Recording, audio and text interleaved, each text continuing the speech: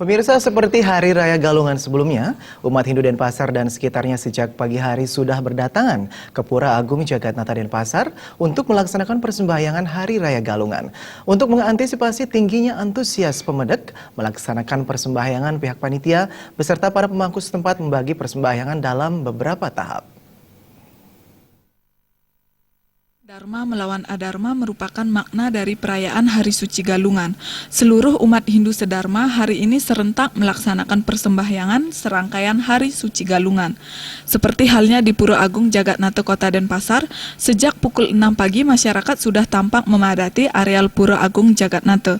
Berdasarkan informasi yang diperoleh dari pemangku pura, masyarakat yang datang untuk melaksanakan persembahyangan tidak hanya dari Kota Denpasar saja. Selain penduduk Purantara yang telah menetap di Kota Denpasar, masyarakat dari kabupaten lain yang tidak bisa pulang ke kampung halamannya karena kesibukan juga turut melaksanakan persembahyangan. Guna mengantisipasi pemedek agar tidak membludak, persembahyangan dibagi menjadi 3 gelombang. Sebanyak 7 pemangku telah siap siaga untuk melayani masyarakat yang hendak bersembahyang. Selain itu, lalu lintas di sekitar Pura Agung Jagatnata Kota Denpasar berjalan dengan lancar dan tertib dan tidak ada pengalihan arus.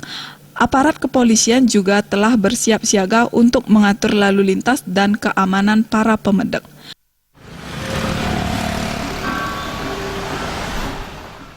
Jadwal persembahyangan dimulai dari pagi hari hingga malam hari. Panitia serta pemangku bersiap siaga hingga 24 jam. Desa Aryani dan Suta Ardana, Bali TV.